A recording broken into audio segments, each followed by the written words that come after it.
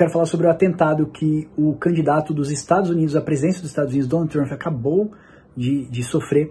E também quero falar sobre teologia com você nesse vídeo, mas eu também quero confortar o seu coração. Fica até o final, nós vamos trazer para você uma teologia mais responsável. Deus abençoe você e bora lá para esse estudo.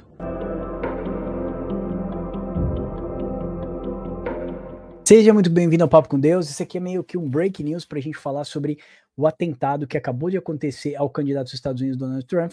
Você sabe que o nosso canal não fala sobre geopolítica, então nós vamos trazer um contexto teológico para você. Eu tenho certeza que você já está informado pela mídia. Você sabe que houveram 5 disparos, aparentemente nenhum deve ter pego no presidente, porque me parece que ele está tranquilo nesse momento, mas o atirador, e parece que 2 pessoas, infelizmente, vieram a falecer, o que nos deixa bastante triste, porque é um evento político e eu quero falar sobre política e teologia nesse vídeo, exatamente sobre isso que nós queremos falar, ok? Mostrar para vocês que política e teologia, ou política e religião não se mistura, política e a Igreja de Cristo, na verdade, tá? A política e a Igreja de Cristo não vai se misturar, vou te provar isso agora, mas eu lamento muito por essas mortes, porque a Bíblia fala que Deus não tem prazer na morte, né, de uma pessoa que seja ímpia. Não sabemos se essa pessoa era salva, se era cristã ou não, mas nós acreditamos que da forma como tudo ocorreu, não é uma coisa positiva, ok?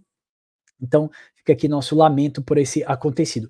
E eu quero aproveitar para mostrar para vocês, esse e-book que está aqui do meu lado, a estátua de Daniel. Está lá no capítulo 2 de Daniel, versículo 31, 32, você vai ver que o rei Nabucodonosor tem um sonho, então ele vê uma estátua, e ninguém consegue decifrar o sonho, você já conhece a história, então Daniel é o único que decifra o sonho, ele fala que a cabeça seria o primeiro reino, então ele fala, és tu, ó rei, né, e apresenta isso para Nabucodonosor, todo o seu fulgor, a sua glória do seu reino, mas depois ele seria precedido de um outro reino, depois na história nós descobrimos que a Pérsia foi quem tomou conta, e depois precedido por um outro reino, que seria a Grécia, e o último reino, que seria os 2 pés, que seria Roma dividida, né, norte e sul, só que a gente percebe que nós vamos ver o pé da estátua misturado, barro misturado com ferro, barro misturado com ferro, e é sobre isso que eu quero falar agora, o barro misturado com ferro.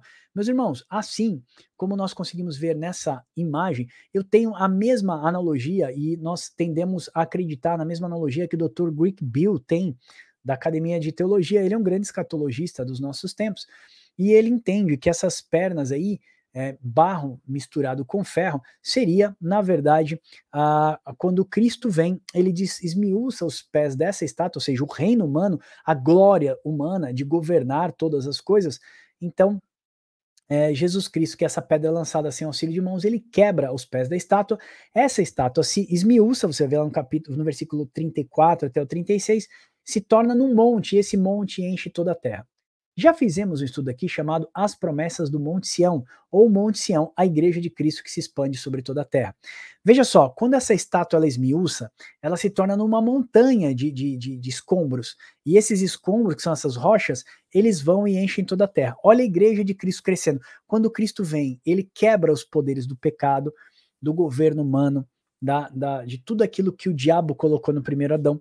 Então essa estátua é destruída e ela se torna no monte, e esse monte agora ele vai por toda a terra, ele expande e enche toda a terra. O que seria expandir? O grande comissionamento, é quando a igreja começa a ir a outros povos, nações, línguas, fazer o trabalho de evangelização e expandir por toda a terra. Então, nessa estátua, eu vejo a representação do barro misturado com ferro no seguinte ponto, de que a política, irmãos, ela não vai conseguir moldar a Igreja de Cristo. A gente fala que política e religião, elas não combinam.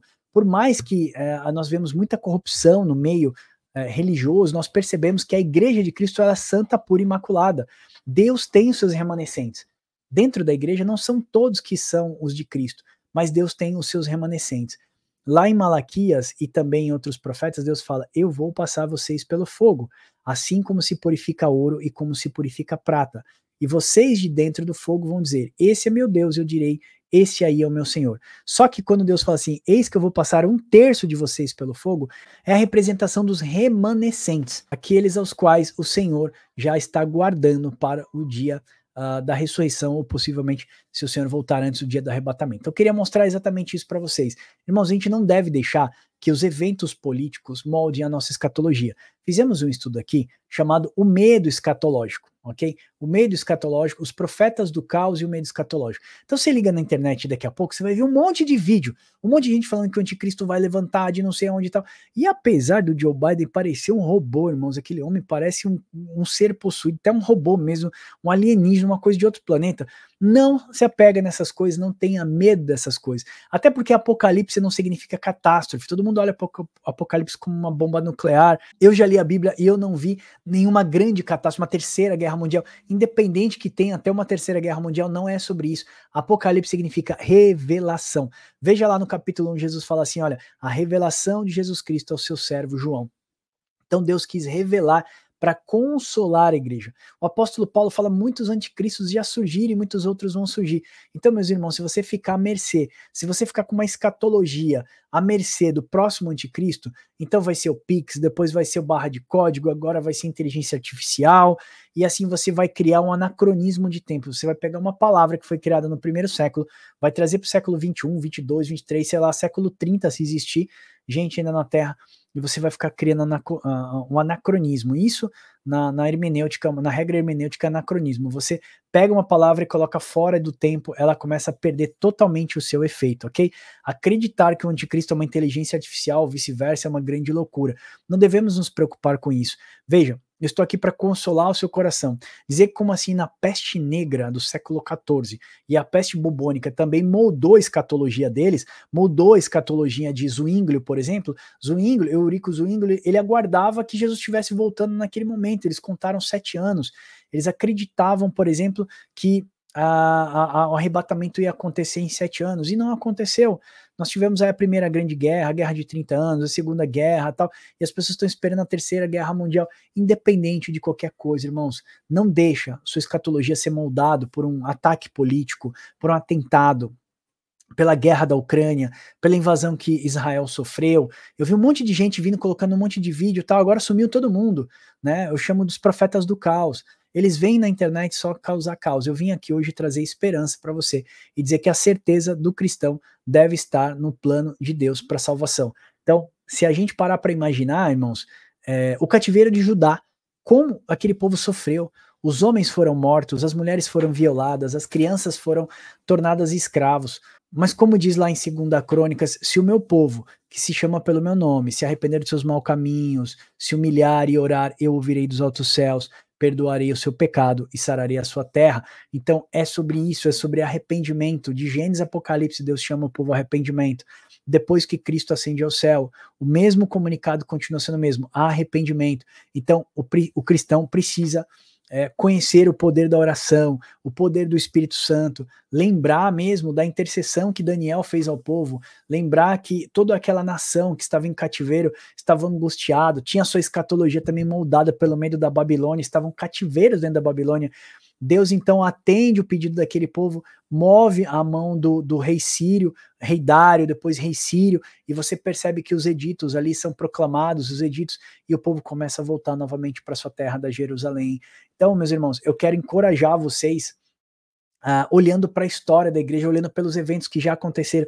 Nós somos privilegiados, estamos no século XXI e temos um mar de testemunhas que já passaram por nós. Irmãos, olha só, o Coliseu não parou a Igreja de Cristo. As 10 grandes perseguições com Trajano, Diocleciano, Nero, Domiciano, as 10 maiores perseguições que foram até o século III ali, que mataram cristãos, jogaram os cristãos na arena, foram mortos por leões, não pararam a Igreja do Senhor. Nós sabemos que no tempo da Reforma Protestante, John Hus, James Hasby, queimados vivos na fogueira, mais de 300 puritanos queimados pela Maria Sangrenta na fogueira também, vivos na fogueira. A gente percebe tanta maldade. Nós vimos pela história fatos e testemunho de homens e mulheres que deram sua vida por aquilo que acreditavam. E eu posso dizer uma coisa para vocês, a Igreja de Cristo não parou. E a Igreja de Cristo não vai ser parada enquanto o Espírito Santo estiver atuando. Nós estamos no tempo da grande comissão, nós estamos num tempo de grande escuridade. A igreja foi feita para ser o baluarte da verdade do evangelho. Não se acende uma candeia e bota debaixo da terra. Jesus disse assim, enquanto eu estou no mundo, eu sou a luz do mundo. mas isso que eu vou para o meu Pai. E agora vocês são a luz do mundo. O mundo só vê Deus quando ele olha para a igreja de Cristo. E quando o mundo olhar para você, ele precisa enxergar Jesus. Quando o mundo olhar para você, ele precisa enxergar Deus. Você precisa ter todas as características, você precisa ter um excelente testemunho de vida. Pregue em todo momento, irmãos, de todas as formas, e se possível, com as palavras. O que significa que nós devemos pregar através das nossas atitudes. Nossa vida deve ser um espelho, um exemplo vivo para as pessoas. Amém? Tranquilize o teu coração, independente desse atentado. Quero dizer para você que a Igreja de Cristo não se mistura com a política, independente de todas as corrupções que nós temos visto, até mesmo no meio cristão, com algumas pessoas se prostituindo com a sua igreja, se prostituindo, por exemplo, com a política. Quer dizer que a noiva de Cristo, os salvos de Deus não estão envolvidos nisso. A noiva de Cristo continua pura, santa, imaculada, e nada vai parar a igreja de Cristo. Amém? Tranquilize teu coração. Essa é a teologia para hoje, para dizer que barro e ferro não se misturam e que independente de qualquer coisa, qualquer anticristo, qualquer guerra, nada vai parar os planos de Deus, nada vai parar a igreja de Cristo, porque Deus tem prazer sim na morte dos seus santos, porque eles vão para a glória do Pai. Amém? Espero de verdade que esse vídeo tenha te abençoado. Deixa eu falar algumas coisas. Se você é novo aqui, você pode acessar o nosso site, papocomdeus.com.br. Você vai ter lá dentro do nosso site mais de 85 estudos bíblicos para você pegar. Lá tem o Café e Teologia, você recebe no conforto da sua casa. Deixa eu dar um zoom aqui. Eu escrevi um estudo sobre Judas, agora, nossa, tá maravilhoso esse estudo. O que Cristo pensa da igreja, a gente vai fazer uma exegese sobre as 7 igrejas da Ásia, a morte que produz vida, foi muito bom. Então tem diversos estudos, e-books gratuitos aqui, você pode comprar nossas revistas de estudo bíblico, você pode comprar os nossos livros também para ajudar, e aqui você vai ver, Max, por que eu compro? Você vai conhecer os nossos trabalhos missionários, a gente faz trabalhos missionários no Brasil, na África, e a gente tem abençoado muitas nações através da vida de vocês, amém? Eu espero que esse vídeo tenha te abençoado, espero você no próximo. Deus abençoe vocês e até o próximo Papo com Deus. Chegou a revista ilustrada de estudos bíblicos do Papo com Deus. Apontando a câmera do seu celular para o QR Code em cada página, você vai encontrar um vídeo sobre o estudo que você está lendo. Na revista tem mapas, linha do tempo, infográficos incríveis que facilitam o seu aprendizado. Se você gosta de estudar a Bíblia, não perca tempo e acesse já essa oportunidade. Colecione os nossos estudos. Peça já a sua, embarque com a gente nessa jornada rumo ao conhecimento da Palavra de Deus.